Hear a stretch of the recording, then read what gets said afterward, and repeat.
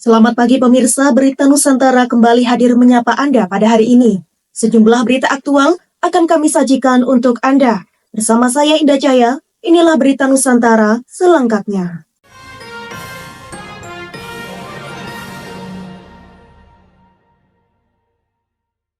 Pemirsa, Polres Tanggamus berhasil mengungkap 3 kasus menonjol dalam operasi Pekat Krakatau 2025 yang digelar dari 1 Mei 2025 hingga 14 Mei 2025. Polisi mengamankan 5 tersangka dari 3 kasus berbeda yang terjadi di wilayah hukum Tanggamus.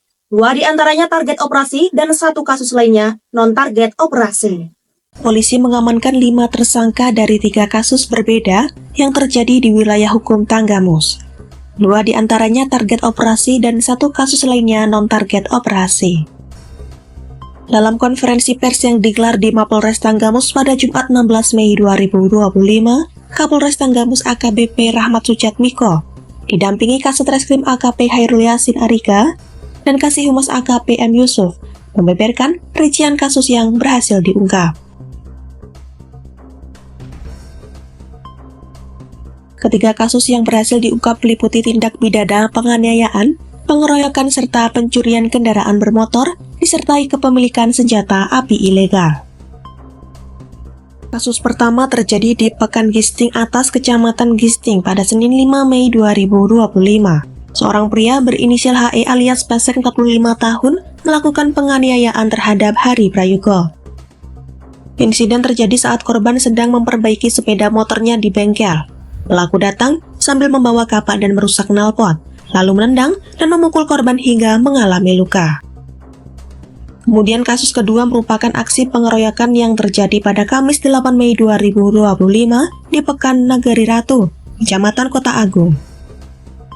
Pelaku HA 46 tahun bersama 2 rekannya menganiaya 2 perempuan, Heldawati dan Armasuri. Keduanya mengalami luka dan bibir pecah akibat pukulan. Tim Tekap 308 Polres Tanggamus menangkap pelaku di kediamannya dan menjeratnya dengan pasal 170 KUHP tentang pengeroyokan.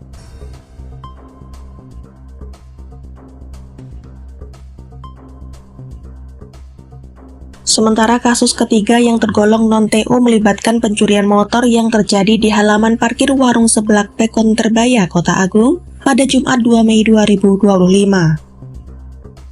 Tim gabungan Tekap 308 Polres Tanggamus dan Pringsewu berhasil mengamankan 3 pelaku, JA 23 tahun, RS dan 23 tahun, dan KO 18 tahun di Bandar Lampung. Dalam penggeledahan, petugas menemukan barang bukti berupa senjata api jenis FN, 4 butir peluru, kunci letter T, 2 handphone, serta video pelaku saat melakukan penembakan. Kini seluruh tersangka sedang menjalani proses penyelidikan lebih lanjut. Mereka dijerat dengan UU Darurat Nomor 12 Tahun 1951 terkait kepemilikan senjata api tanpa izin dan Pasal 363 KUHP tentang pencurian dengan pemberatan dengan ancaman hukuman maksimal seumur hidup. Demikian laporan, Java TV melaporkan. Masih di Berita Nusantara pemirsa, Jalan Pelantar 2 yang berada di Kota Tanjung Pinang, Kepulauan Riau dilaporkan ambles hingga sedalam 15 cm. Kondisi ini membuat warga resah lantaran hingga kini belum ada tindakan perbaikan dari dinas terkait.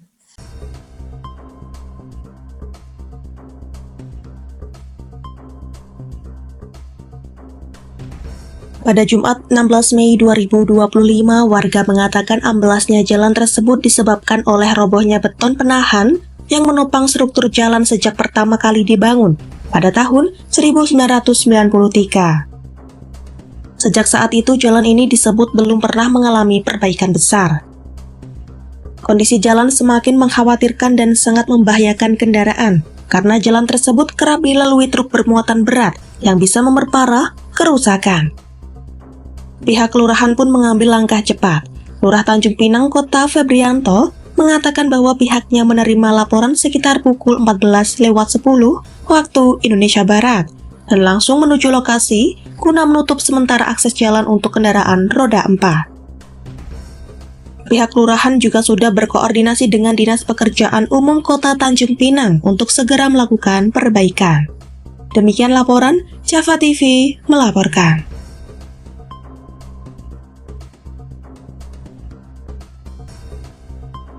Berita selanjutnya pemirsa, Ketua Kamar Dagang dan Industri Kota Cilegon, Muhammad Salim resmi ditetapkan sebagai tersangka dalam kasus dugaan pemerasan dan pengancaman terhadap pihak kontraktor pembangunan PT Chandra Asri Alkali, yaitu PT Cina Chengda Engineering Co. Ltd.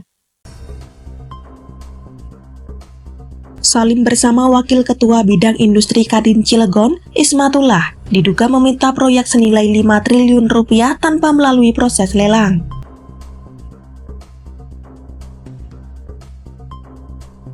Direktur Reserse Kriminal Umum Polda Banten, Kombes Pol Dian Setiawan, mengungkapkan bahwa keduanya sempat 2 kali bertemu perwakilan perusahaan, yakni PT Total. Pertemuan tersebut berlangsung pada tanggal 14 dan 22 April 2025.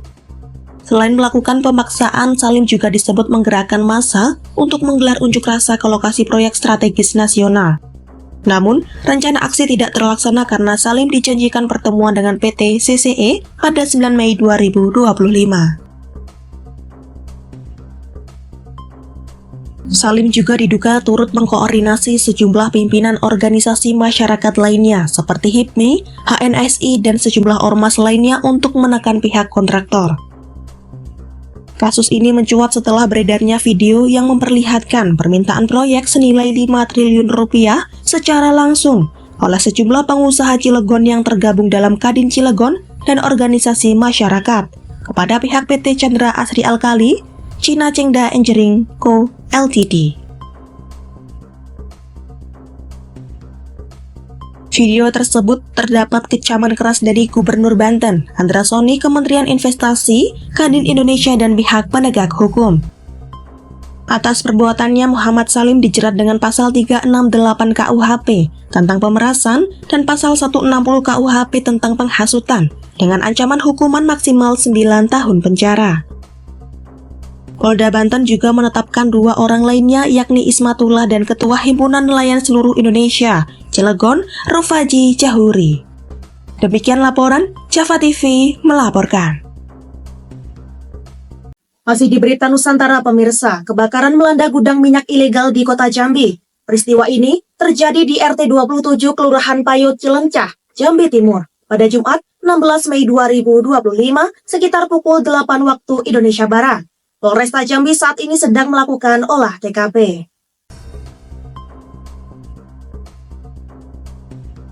Kapolresta Jambi, Kombes Boy Sultan Binanga Siregar, mengatakan bahwa penyebab terjadinya kebakaran diduga karena adanya aktivitas pengisian bahan bakar di dalam gudang tempat penimbunan BBM. Pasca kebakaran, tim Tipiter Polresta Jambi bersama Polda Jambi langsung turun ke lokasi untuk melakukan pengecekan dan olah TKP gudang yang terbakar, serta memasang garis polisi di area gudang yang tertutup seng tersebut. Kebakaran melalap hampir seluruh bagian dalam gudang yang diketahui menyimpan banyak tetmon dan drum berisi BBM.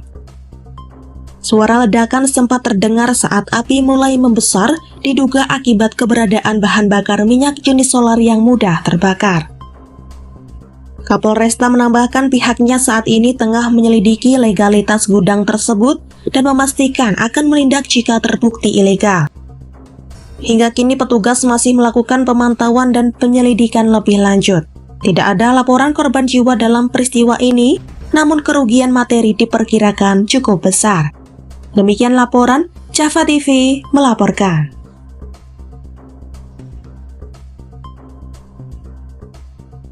Pemirsa, kecelakaan tunggal terjadi di jalur lama Jalan Magetan Tawangmangu, tepatnya di Desa Gondosuli, Kecamatan Tawangmangu, Kabupaten Karanganyar, pada Sabtu 17 Mei 2025.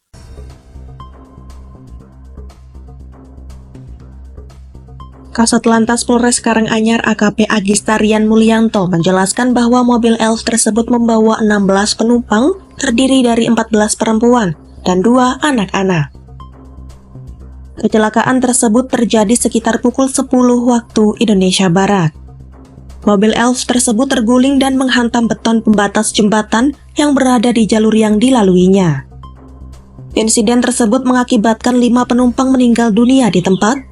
Korban terdiri dari 4 perempuan dewasa dan 1 anak perempuan.